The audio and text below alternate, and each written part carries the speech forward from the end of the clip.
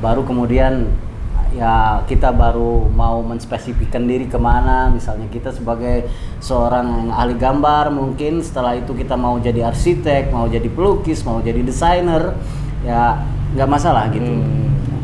Jadi itu juga sekaligus maksud Kayos memberikan edukasi sama masyarakat bahwa pembelajaran menggambar itu bukan tok menjadikan dia jadi seorang pelukis. Bener. Tapi banyak sekali hal-hal profesi-profesi yang membutuhkan kalian di bidang ini ya. Yaitu tadi, coba kita lihat di sekitar kita lihat kursi, kipas angin, celana, baju, semuanya diawali dari menggambar, termasuk rumah, ruangan Bener, ini gitu desain ya. dan segala Iya. Jadi Keren. kita sebagai perupa ya harus tetap pede gitu ya.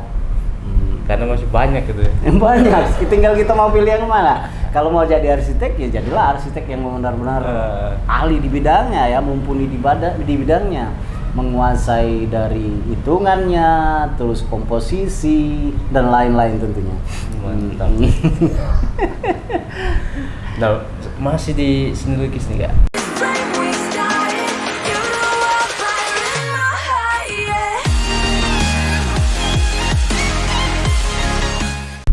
Oke, ketemu lagi bersama saya Tabrinata dalam obrolan kantap. Obrolan kantap nih Kak, di TN Media ini Iya. sudah beberapa episode nih Kak. Gitu. Iya, kali ini kita akan ngobrol bersama Kak Yos, seorang pelukis nih. Wah. Seniman lukis Kota Palembang. Ya, alhamdulillah. Hari ini kita akan ngobrol. Sebelum itu ngobrol, jangan lupa untuk selalu share, like, dan subscribe channel TN Media. Mungkin Kak Yos ada channel juga? Belum sempat ya sampai sejauh ini. Ya mungkin kedepannya ya. Insyaallah. Ini kita akan ngobrol. Iya Kak. Silakan perkenalan dulu. Ya, baik Kak Natat, sebelumnya terima kasih atas apresiasinya. Tentu bangga ya dapat undangan dari Nata dan kawan-kawan media. Nama saya Yos Rizal, persisnya teman-teman saya biasa memanggil saya Kak Yos, dan mayor saya memang di seni rupa, spesifiknya di seni lukis tentunya. Gitu. Ini Kak, bicara tentang seni lukis nih Kak. Aha. Di Kota Palembang nih Kak ya. Awal Kakak untuk terjun ke seni lukis itu gimana tuh? Ya, kalau kecenderungan melukis itu memang dari kecil ya Nata ya. Tapi setelah tamat SMP saya lanjutin ke sekolah menengah seni rupa, yang mana itu cikal bakal dari sekarang ini sekolah SMK 7 persisnya. Jadi di situ kami ada beberapa jurusan, ada beberapa diantaranya kriya sama jurusan seni lukis. Kalau kriya itu belajarnya banyak tentang ya sifat-sifatnya yang mempelajari tentang motif hias kayak membatik, mengukir dan lain-lain. Ya, kalau seni rupa itu dari melukis, sablon, untuk karya-karya yang dua dimensi lah intinya seperti itu. Ya. Nah itu pada tahun berapa tuh Kak? Itu Kayos alumni tamat tahun 94. Kebetulan benar waktu itu kami programnya 4 tahun. Jadi sekolahnya 4 tahun. Lucu ya, SMA sekolahnya 4 tahun. Jadi yang setahunnya itu kayak diploma ya, D1 ya kalau zaman itu. Jadi lucu kalau misalnya sekolah mana SMA? Kelas berapa? Kelas 4. Bingung orang. Ya, tapi emang kita apa adanya ya.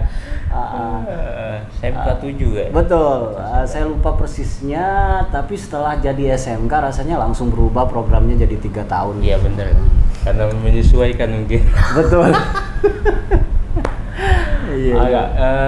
Masih seni lukis nih Kak. Kak mulai lagi dikenal atau gong lah mungkin Kak. Iya. Itu di tahun berapa tuh Kak? Kalau nggak salah mulai eksis bener-bener. Jadi sebelumnya memang kayak merantau lah ya, keluar dalam rangka cari ilmu, cari wawasan, cari nafkah juga tentunya. Persisnya 2011 kalau nggak salah kayak pulang lagi ke Palembang buat acara, alhamdulillah dapat rekor muri. Jadi pesertanya 12.500 orang, jadi di BKB waktu itu penuh ya. Itu ya. Betul. Nah, Kayus istilahnya konseptornya ya. Kemudian kesininya ya banyak ya, ada pameran, ada lomba, ada macam-macam kegiatan eksibisi di dunia, di ruang lingkup seni rupa itu sendiri. Dan yang agak mulainya setelah Kak Yos ngisi di TVRI, jadi Kak Yos ada acara setiap hari Sabtu jam 3 namanya Pentas Dunia Anak. Di situ Kak Yos ya berikan pembelajaran menggambar untuk anak-anak. TVRI Sumsel. Betul. Dan melukis presiden, menteri KKP, kemudian gubernur, wali kota dan lain-lain ya. Akhirnya tambah nggak bisa lepas lagi intinya kayak gitu. Nah kalau kemarin aku lihat di snap kakak nih, Ya. yang 4 design itu kak, itu lukisan kakak atau? Iya betul. Mantap. Boleh diceritain itu kak? Iya. Gitulah, karena kalau menyangkut selera ini macem-macem, masing-masing orang punya selera ya, dari bentuk juga warna. Ya termasuk Bang Fadlizon mungkin ya kebetulan aja dia suka karya Kak Yos kayak gitu. Ya tapi tentu saja kita besar hati jadinya kan. Walau gimana dia sudah orang yang cukup disegani dan dihormati, punya pengaruh di negeri kita ya gitu ya. Karena di museum beliau itu atau di kantor beliau itu kan banyak lukisan-lukisannya. Salah satunya lukisan Kak Yos. Keren. Gitulah, kebetulan alhamdulillah lagi ada aja rezekinya kayak gitu. Nah di masa pandemi ini kak, gimana nih kak cita seorang seniman nih kak? Ya betul, memang seluruh orang ya kena imbasnya ya. Mungkin Nata juga merasakan hal itu, tapi ya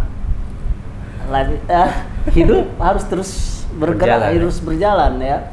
Dan menurut saya jangan mudah mengeluh juga, apalagi kita sebagai seniman.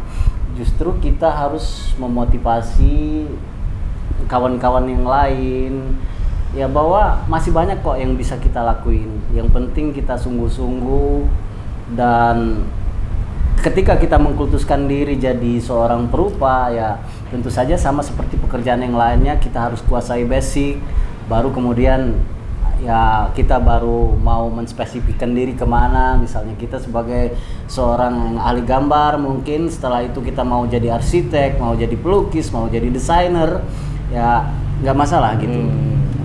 Jadi itu juga sekaligus maksud Kak Yos memberikan edukasi sama masyarakat bahwa pembelajaran menggambar itu bukan tok menjadikan dia jadi seorang pelukis. Bener. Tapi banyak sekali hal-hal profesi-profesi yang membutuhkan kalian di bidang ini ya. Yaitu tadi, coba kita lihat di sekitar kita lihat kursi, kipas angin, celana, baju, semuanya diawali dari menggambar, termasuk rumah, ruangan ini gitu ya. Iya. Jadi kita sebagai perupa ya harus tetap pede gitu ya. Karena masih banyak gitu ya. Banyak, tinggal kita mau pilih yang mana. Kalau mau jadi arsitek ya jadilah arsitek yang benar-benar ahli di bidangnya ya, mumpuni di bidangnya, menguasai dari hitungannya, terus komposisi dan lain-lain tentunya. Mantap. Nah, masih di seni lukis nih kak. Nah, seni lukis kan orang tahu nih pakai kanvas, pakai warna udah tuh. Esensinya itu bagaimana tuh sebenarnya tuh? Iya, jadi pertanyaan yang menarik, ya bagus sebetulnya ya, sekaligus untuk memberi pemahaman sama teman-teman. Jadi yang paradigma yang ada di masyarakat bahwa menggambar dan melukis itu sama, tapi sebetulnya beda ya. Tapi saya kembaliin dulu sama Nata. Menurut Nata sama nggak menggambar sama melukis? Hampir sama. Hampir sama ya. Bedanya kalau gambar kan kita biasa di buku. Iya betul. Tapi kalau melukis di kanvas tadi. Oh gitu ya. Ya itu tadi ya. Tapi kayak sepakat juga sih, intinya menuangkan ekspresi ya. Tapi mungkin yang lebih tepatnya kalau menggambar itu adalah mencontoh atau meniru suatu objek ke atas sebuah media. Bener. Media itu bisa kertas tadi, bisa kanvas, bisa dinding dan lain-lain. Jadi kalau misalnya mencontoh atau meniru suatu objek, kita gambar tas, ya di medianya harus jadi gambar tas. Jangan nanti gambar tas orang ngelihatnya kayak gambar ular kan, nggak nyambung gitu. Nah, jadi kalau melukis itu artinya ekspresi yang sifatnya pribadi. Ekspresi itu kan kita tahu adalah gejolak emosi. Nah, berkaitan dengan hal itu, jadi misalnya Nata jadi seorang pelukis, mungkin Nata lagi sebel, ya jangan harap lukisan di sini bagus gitu ya, karena ini menyangkut masalah ekspresi tadi. Tapi mungkin kalau lagi seneng, gambar Kak Amri misalnya yang ganteng, ya jadinya memang ganteng gitu. Ya gitulah kira-kira ya. Jadi ekspresi yang sifatnya pribadi ya. Ekspresi yang bersifatnya pribadi. Nah, jadi sebetulnya siapapun ya bisa melukis ya, termasuk Kak Nata misalnya pengen jadi seorang pelukis, ya nggak masalah gitu. Tapi memang idealnya untuk jadi seorang pelukis, bagusnya dia harus melalui tahap-tahapan, yaitu dasarnya adalah menggambar tadi gitu. Apa tuh tahapannya tidak? Ya, jadi dia harus Boleh paham drawing, menggambar dari sketsa. Dari sketsa itu spontanitasnya, terus apa namanya, dia harus paham anatomi hewan, manusia juga dia harus paham bagaimana sih menggambar anak kecil gitu kan. Remaja itu semuanya ada karakter tersendiri. Benar. Jadi kalau bagus itu mutlak, tapi idealnya lagi dia memang paham anatomi. Jadi jangan sampai dia gambar anak kecil yang cantik, hasilnya memang cantik tapi kelihatannya udah tua gitu kan, nggak nyambung. Jadi harus paham dasarnya tadi ya. Itu drawing atau menggambar. Kemudian kalau untuk kelukis sendiri, alangkah lebih baiknya dia harus paham realis, jadi teknik realis. Jadi jangan langsung realistis. Iya, realistis. Jadi misalnya kita menggambar orang, ya memang harus mirip seperti yang kita gambar gitu kan. Dari mungkin sampai detail jerawat-jerawatnya bila perlu ya. Ya harus dilalui dulu fase-fase itu ya. Baru boleh dia ke naturalis, ke ekspresionis, impresionis, dan lain-lain, termasuk abstrak sekalian. Kalau satu lagi tuh Kak, yang gak ada video pakai pasir tuh, itu gimana tuh Kak? Oh iya, ya itu tadi sebetulnya itu sudah pengembangan sih, karena inovasi. Betul. Jadi seiring waktu kita lakukan itu, kita akan punya formulasi tersendiri. Gimana sih menghasilkan cat yang dioles tapi tahan lama dan kita bisa respon sedemikian rupa sehingga itu bisa komunikatif dilihat orang. Jadi itu berawal dari kecemburuan Kak Yos, tapi kecemburuan yang positif. Jadi termasuk waktu di TV Kak Yos ngelamar nih. Nih Pak, tolong Pak, masa kalian cuman adopsi tari, nyanyi, kita juga ya seniman lukis. Ya, kamu punya apa katanya gitu. Ini bisa jadi tontonan yang menarik Pak. Aku bilang menggambar ini. Ya coba buktiin. Nah, akhirnya keluarlah itu ya gambar-gambar metode Kak Yos, dari huruf jadi gambar, angka jadi gambar, coret-coret jadi gambar. Terus yang serbuk emas tadi jadi tontonan yang cukup menarik. Oh, itu dari serbuk emas, bukan pasir ya? Bukan. Dari glitter persisnya ya. Iya, salah penglihatan. Iya gitulah kira-kira. Nah, jadi konsep lukis itu adalah realistis berarti Kak ya? Itu basic dasar yang harus dipunyai. Tapi memang dia di semua sektor profesi menurut Kak Yos harus paham dasar ya. Ibarat sebuah batang, kalau akarnya udah kokoh, udah kuat, dahannya, rantingnya mau kemana-mana udah nggak masalah gitu kan. Benar. Juga dilukis, kalau realis, drawingnya, menggambarnya sudah bagus, dia mau orang minta gambar karikatur, kartun, abstrak, naturalis, segala macam, ya nggak masalah karena dia tinggal tuangin aja gitu kan. Benar. Iya gitu Nah, terakhir nih Kak, pesan-pesan untuk kaula muda di generasi milenial bagaimana nih Kak? Ya, itu tadi ya. Apalagi yang memang punya kecenderungan di bidang menggambar, jadi nggak usah pesimis. Itu tadi kayak sudah bilang, semua yang ada di sekitar kita diawali dari menggambar. Dan untuk melukis, jangan menganggap melukis itu mudah. Melukis itu sama seperti pekerjaan yang lain. Asal kita sering melakukannya, pasti bisa. Mantap. Baik, terima kasih. Terima kasih kawan-kawan telah melihat kita ngobrol bersama Kak Yos, seniman lukis Kota Palembang nih. Sudah banyak nih karya-karya beliau. Hampir di Jakarta ada, di Padlizon juga nih. Alhamdulillah. Dan jangan lupa untuk kawan-kawan selalu share, like, dan subscribe channel TN Media.